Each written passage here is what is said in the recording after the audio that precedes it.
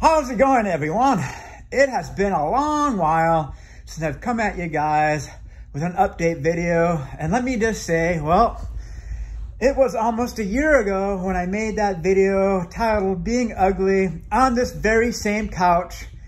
And I figured it's a couple of weeks before the actual anniversary, but I will say that I am back to square one. Yep, well, just when I thought that maybe I had made significant progress, especially like this past fall, over the past summer, and after having made that video last spring, I kind of took it upon myself, along with a little bit of the guidance through my previous psychologist, who I'm no longer seeing, and I'm going to be seeing a new one starting this month, later this month. But unfortunately, deep down inside, I think I was simply not ready to engage.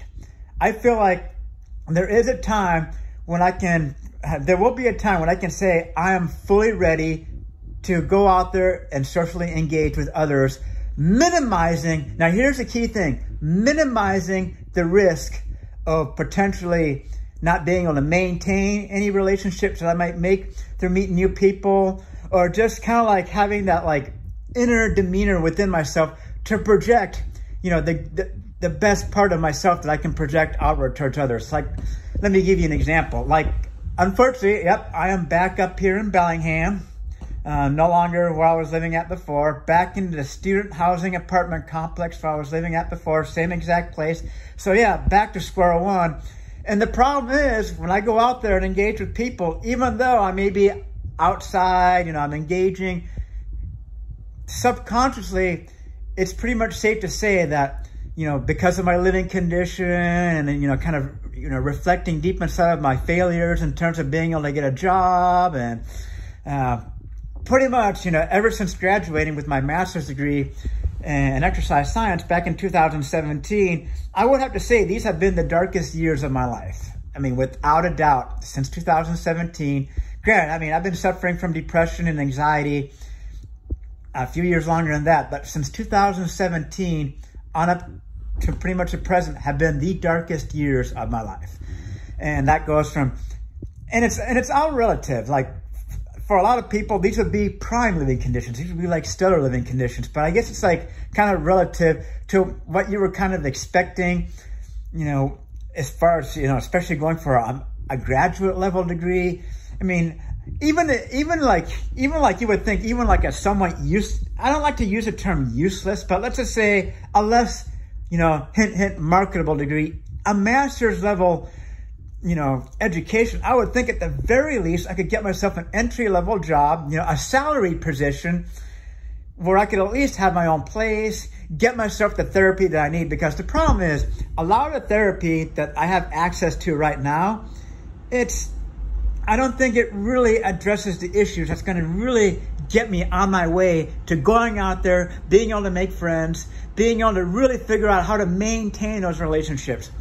So here's how it is, guys. I'm back up here in Bellingham, back in this student housing environment, back to living with random roommates who I'm not, you know, I'll just, you know, that's another topic for another day. But let's just say when you're living with random people, it's usually not the most pleasant experience. Depending, I mean, it's a luck of the draw, but you know how it is. And so I've decided, and some of you may disagree with me on this, but I've decided that I am not going to further engage in social activities until I first have a good job, have my own place of living, or I'm not living with, or the key word is here, not living with random roommates. So step one, got to get myself a good paying job. Step two, got to be in a living situation where I'm not living with random roommates, or I have my own place. Ideally, I should have my own place. I mean, come on now. I mean, I'm 47. I should definitely be having my own place by now. And number three, be seeing a therapist. And no offense here, but I feel like a therapist, you know, who has at least a PhD is going to have a deeper level of expertise as far as like social interactions go, depression, anxiety, loneliness, maintaining relationships, attachment issues, whatever it may be. That's why I really want to make sure that, you know, once I get a good job, more than likely I'm going to be paying out of pocket. And I have pretty much told myself that I am going to be willing to devote up to 1/3 of my monthly salary on therapy. And that can include modalities like EMDR modalities. And I've even considered looking, let's just say, yeah, so I'm going to kind of save that for another video. But yeah, when I mean like modalities like transcranial therapy, you know, like transcranial stimulation or EMDR, something that's going to be a lot more intense. And more than likely, it's going to be out-of-pocket costs. And these sessions can cost anywhere from $150 to $250 an hour. But that's what I'm going to be willing to devote to one day finally be able to go out there and interact with people. And not only that, but being able to maintain those relationships. It's one thing to go out there, meet new people. But here's the thing. If your depression is not under control, if your anxiety is not under control, if you have outside external factors like not being able to find a good job, poor living conditions relative to what you were expecting, other stressors in your life, it's going to subconsciously make you portray, you know, different things about yourself that you may not want to be projecting. So for instance, all last summer when I was doing these hikes and doing these group activities, even though I was trying my best to interact with people, I'm sure subconsciously, because knowing I'm living in a student housing apartment complex, you know, I haven't had a good job since graduating, I'm sure subconsciously I'm giving off negative energy. And people can probably pick up on that, whether it's through my tone in my speech notation, emotional, nonverbal expressions, whatever it may be. And that's why I have decided that, and it's going to be a long road. I know that. It's going to be a lot of loneliness. It's going to be a lot of socially isolating myself on purpose. But I no longer want to risk, you know, putting up with rejection for one, because we all get rejected. But I do feel like, let's say the average rejection rate, and I'm not just talking about dating. I'm talking like making friends in general. You figure the average, I'm just going to throw some arbitrary numbers out there. Let's say that you go out there, the average person got a good job, got a good living condition, and they go out there meeting new people. You would think maybe half of the people they meet, or no, maybe a third of the people they meet, they might turn into good acquaintances. And maybe out of that third of the people, maybe like 10% will develop into close friends. Now, let's say you're living in a bad living situation relative to what you're expecting, not having a good job and other factors. Let's say you go out there and socially engage with people. You may be lucky to maybe develop good acquaintances with maybe 5 to 10% of those people that you meet.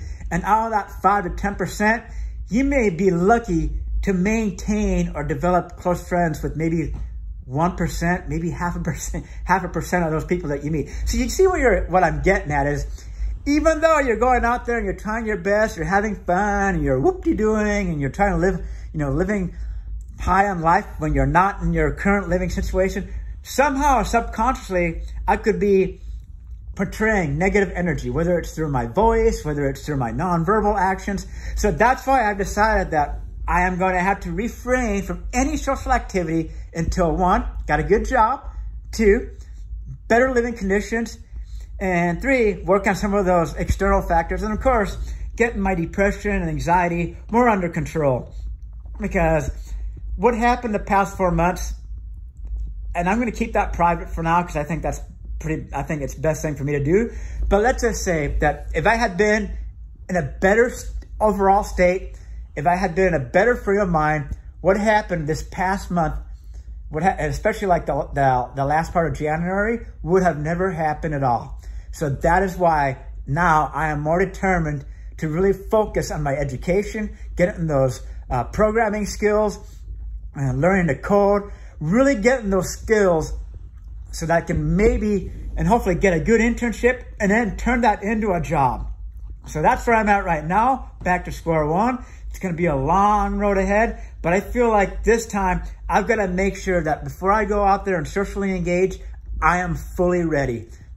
And so that way, you know, I reduce the chances of, you know, rejection. I reduce the chances of ruining relationships. And that way I can reduce the amount of self-inflicted pain I do to myself for not being ready. So it's going to be a lot of loneliness. It's going to be a lot of social isolation.